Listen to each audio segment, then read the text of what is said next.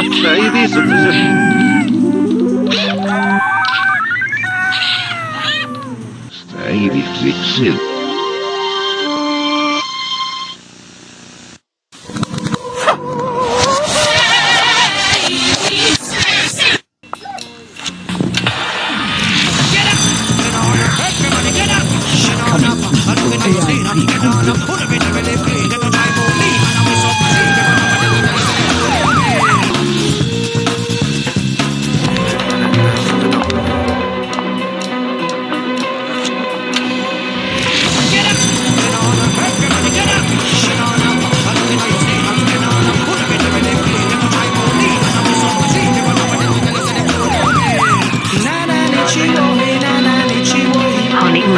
Shopping is everything.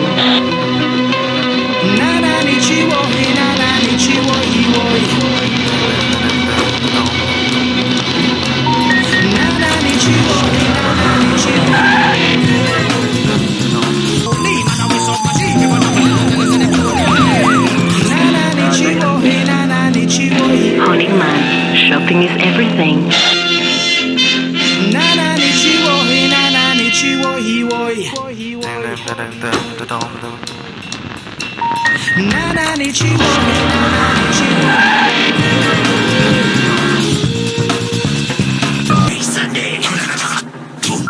Black and white.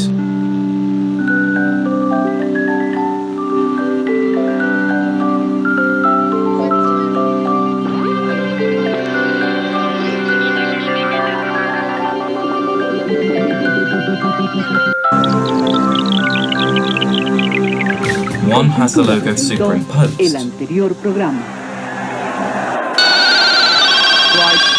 the other 7 versions are closing versions. The black and white version fades back to being colourful, and one version has a still closing logo with the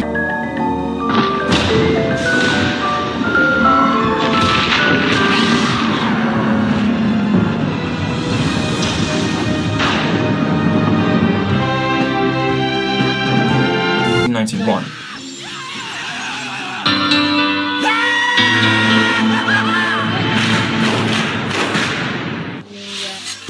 The small BBC print logo was exchanged with the letters BBC.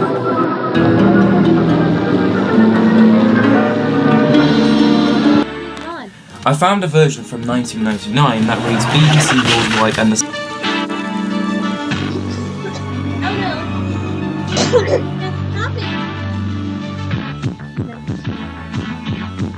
Hello everyone, my name is CCG88 and welcome to episode 6 of the refurbished Logo Evolution series. Today, we'll be looking at a video distribution company that was a huge part of my childhood. I've been wanting to collect VHS tapes for them for a while. It's BBC Video. BBC Video was founded in 1980 to distribute BBC programmes onto video and later DVD. In the mid-2000s, BBC Video and Video Collection International merged to form 2Entertain.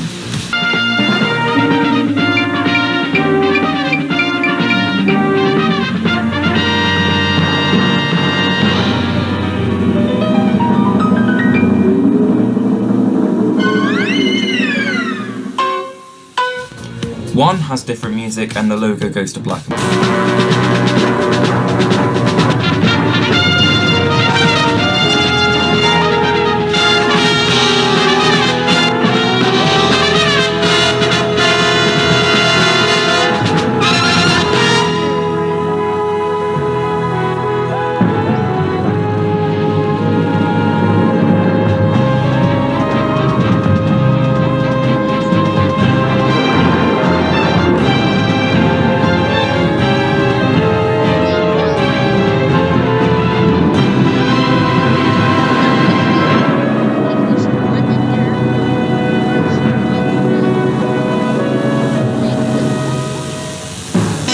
Going through idents. If you want that, you can check out the ident review. This is just going through logos, corporate logos used by the BBC.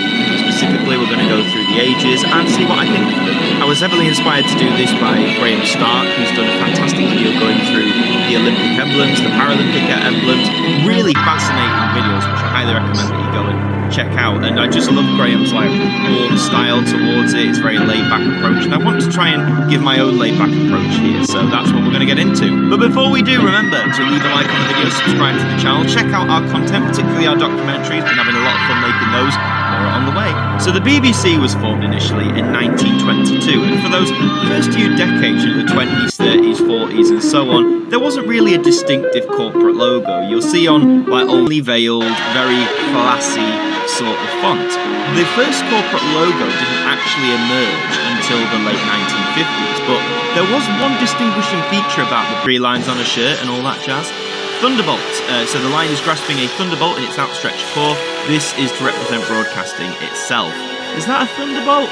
Well, I can see the arrows, but that thing it's actually holding were chosen to depict the inherent speed of broadcasting.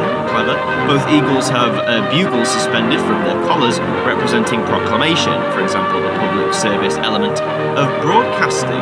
See, it's so funny, isn't it, how all these design cues go into something like this? Because if you just look at that coat of arms on its own, I wouldn't have been able to tell you anything of that. I would have maybe been able to do an educated guess, but I wouldn't have known anything. I'm sure many of you have seen this before. It's the first time that the BBC Blocks logo was first ever sort of utilised, and it was designed, I believe, by Abel Games, who was also the designer of the famous Batwings from first seen in 1953. Now that contraption in itself is arguably the BBC today. We're talking logos. So this is the on-air image we've got here.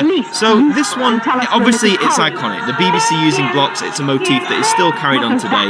The blocks themselves are straight, yet the lettering, the BBC there, is slanted. Not sure how I feel about that one. The typography, the font if you like, is Old Gothic bold italic. I've always liked the slanted letters that the BBC used, but in some way within the corporation, whether that was on the equipment or on documents or something like that. So not a bad life. Definitely prefer this one to the first one. The early 1970s, the logo was altered again, but instead of actually replacing the 60s version, as mentioned, this one also went in tandem. So this was also used until around 1992. And it is this.